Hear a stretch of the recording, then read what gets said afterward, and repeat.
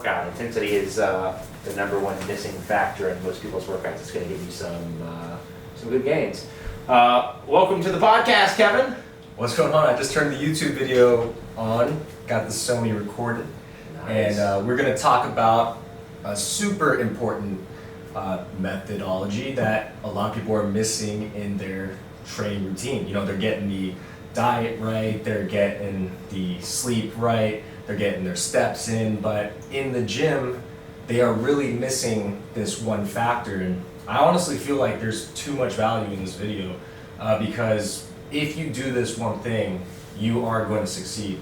And you can outwork a bad strategy, because it's basically what I did on my come up in the just building my physique over the years. But you pretty much feel the same way about progressive overload now? Yeah, absolutely. Progressive overload and intensity. What's up, IF? With intensity, I kind of wanted to point at that same thing you mentioned briefly, that even on the come up, just intensity allowed you to create gains, even though you might have been screwing up some other things like diet. Because I had the exact same experience. Like, I can remember a time when I was working out and like going to QT and getting a fat blueberry muffin and like a sugary coffee, like just the most garbage stuff. But we were having these really hard workouts and still getting awesome gains just because we were intense. And obviously you can't do that forever and, you know, really reach the major goals.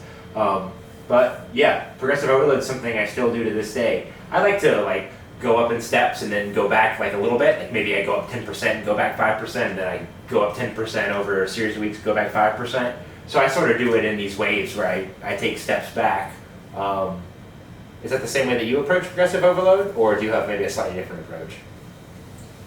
Yeah, I mean, yo, I was showing off my Heineken. I was zoning out. I was showing everybody I was drinking 0% Heineken since I got a beer can in my hand. But Nice. I zoned out, bro. Kevin's got zoned out. 0%. I have 9.5%. 9.5. Dude, the victories will fuck you up. I used to drink like 4, what's it called? Golden Monkeys. Oh shit.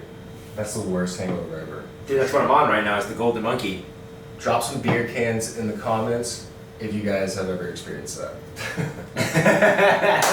That's excellent. I'm too deep for the UFC night. Yeah. Not an every night thing. UFC only. Well, we always got brisket going on UFC night. Yeah, dude. We got the point cut up into burnt ends right now, simmering away on low. Squeezing in this podcast real quick, not stirring them and all that, but it's going to be ready when we're done. And we got the flat still cooking. Yeah, that's right. That flat. Let's see what temperature we're at. I was like, what is cooking in the kitchen, dude? I had to wrap it in foil. We're at 189 for the flat, so we still got a little bit to go. For sure, in the Rectech. In the Rectech. That professional smoke. Smoking away, smoking away. But yo, what I see in the gym, most of the time, people are not bringing the intensity. And they're also doing shitty routines. And, you know, I get it that some of y'all want to be self-made and do it on your own, kind of do it your own way, because I completely understand. You know, that's exactly my fitness journey. I was like, I'm going to do it my own way. And basically, you could be doing the wrong routine and shooting yourself in the foot. And you're not even consistently, frequently practicing progressive overload at scale. We're talking every fucking time you enter the gym, you are constantly doing something to intensify your workout. And a lot of people, they're neglecting this aspect, and it is a huge variable for optimal muscle development, for sure. So it comes down to pushing yourself every single time, you know.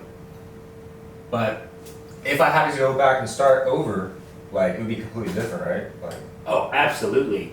It's like that old cliche, you know, I mean, you know, hindsight's 2020 when you have, how much experience do I have now? Almost 16 years. I mean, I feel like I could get to where I am now in maybe like 4 or 5 years, you know, knowing what I know now. But speaking to the intensity, you know, as a trainer in the gym, this is absolutely the number one thing that I see missing from people's workouts. And this trade-off that I see, that I hate to see, but I see it all the time, is people try to like get in some low intensity cardio or have like this longer hour and a half workout. But when they do that, their intensity drops so much to like a 60%, 50% maybe, instead of just doing what they can do at that really high range of intensity, max effort, definitely no less than 70% for anything, and really trying to get higher than that. And you're gonna burn more calories anyway. Like, the cardio is kind of stupid. Like, you guys have seen my physique lately. It's pretty lean, right? I don't do any cardio.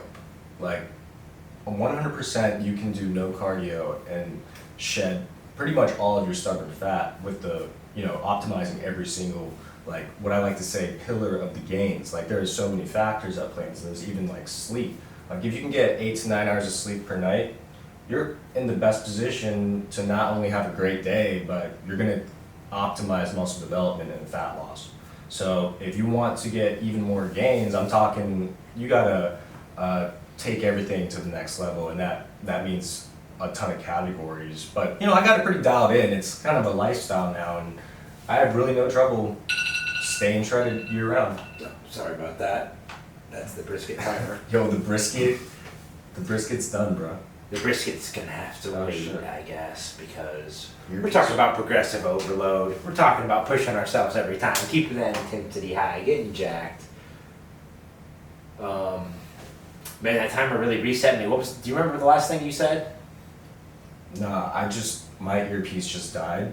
Oh, so you got the earpiece in there. Yeah, I just switched my earpiece, but yeah, I was having technical difficulties over here. Oh, I remember what it was that you were saying while you're fixing that. You were saying that it's not even that hard for you anymore. You've been grinding on it for so long, keeping that intensity is almost natural to you. Which I sort of feel the same way. I mean, I definitely have my days, like, where I drink 2 coffees and stare at my home gym like, all right, when am I going to start this? But when I do start, I fucking go. And that's huge. Those are the worst mornings when you're like, because I work out in the morning now, and sometimes when I don't want to do it, man, it's just fucking, it's hard. But I do it anyway. Every time you overcome your mind, it's easier and easier every time. This is why I'm pretty much relentless consistency, like, every single day. Because I just broken past that threshold. My pain threshold is high. It's just, I'm used to this shit. And anyone can get to it, because pretty much an average person, but it comes down to pushing yourself every single time, right? We're talking not 20 pounds, 30 pounds, just add like 5 pounds to the bar. Use those 2.5 pound plates. Like, add weight to the bar, add 5 pounds to the dumbbell every single time. We're talking every single set of every single exercise, and then a crazy thing happens after you practice high volume and target multiple angles. There's a compound effect on the muscles, and you reach a higher level of fatigue, and that's what we're looking for. If you guys aren't sweating hard, panting in between sets, and wondering to yourself, what the hell did you do to yourself at the gym, you didn't have a good workout. But that is what you got to do at scale every single time, and you're going to get amazing results. This is the number one missing factor that people are missing. They're too easy. They're doing the same weight. A lot of my clients have this problem. They because they enter the program, and I'm like, oh, this is what you're doing wrong. You're never increasing the weight. Just add a little bit of weight every single time. Don't be afraid that the reps go down to 6 reps. You don't have to stay constricted in 12 to 15 reps. Please don't do fucking 12 to 15 reps, people. But it's even more efficient when you add some weight. Spend less time in the gym. So it is advantageous to use challenging weight and then increase it every single time. And this prevents injury. If you just load the weight and go for your 1 rep max on the second set, which I used to do, that's when I snapped the most shit. Yeah. So when you build up to it, go less intensity on the ones leading up to it, but you have to ease that muscle group into attacking heavier weight. How many times have you squatted and next thing you know, you can do 10 sets? It's because your legs are warmed up. So the same goes for every muscle group. Once you warm it up and ease in the weight, you can do even more weight. And if you practice a bunch of other techniques, you're just going to get that much result. Even more human growth hormone, induced from the training. Yeah. Before we get too far, I was just curious to try something off the soundboard to see if it ends up working for the live stream. So let's give it a shot. You can't hear that, can you? No, I don't have any. Anything? Okay, I wasn't sure if it was just going through the computers, my speakers. So let's see if that pops up in the live stream. Hopefully that was a nice celebratory air horn for all Kevin's points on keeping the intensity high. I think Kevin's absolutely right, and he had a great point in the middle of that. I'm not even sure if you realized he made it or not. Panting between sets. That's going to be one of your key indicators that you kept the intensity high. Especially if you're doing a full body exercise like squats or deadlifts. I mean, you should basically have to like collapse on the floor or sit down afterwards from how tired you are doing that set. And That's even music to my something like ears. Yeah, oh, yeah, exactly, exactly. I'm like, yeah, that kind of intensity. 10 out of 10 RPE, rate of perceived exertion. Like, you gotta rate yourself every single time. Was that a 10 out of 10? Are you pushing as hard as you could every single set and increasing the weight every single set to reach that level of fatigue? Like, this is how you really grow, but people just, they kind of don't have it in them to achieve it. It takes some practice, but you get used to it. You make every training day pretty rewarding and pretty much get the most gains. Yeah, absolutely. And there's a scientific reason you need to do this too. I mean, you need to fully evacuate your cells of all the ATP that's within them. And that's going to trigger your body to, make more muscle cells and release growth hormone, and release testosterone, and release adrenaline. All things that are going to help you burn glycogen and fat and stop storing fat and stop storing glucose as glycogen. Yeah, you gotta kill it, burn those calories. And when you kill it, you don't have to work out as long either. And that's going to help, prevent injury, save time. No, seriously, you try to cram all your training in like 45 minutes, sometimes we rush for time, you end up feeling even more sore. You end up looking in the mirror and looking at the chest and you're like, I got a better pump than my average training. How many times does it happen? It's because you're achieving that level of fatigue, that type of high volume training in a very short amount of time. So you get there at a quicker rate. But if you got some time, do some supersets, add some weight every single set. Like a superset that will really get your chest pumped is doing just regular incline dumbbells and then doing flies right after it. Do them nice, controlled, extend the time under tension. And then back in the day when we used to train like all the fucking time, we had like a habit of going full range of motion for the last couple reps.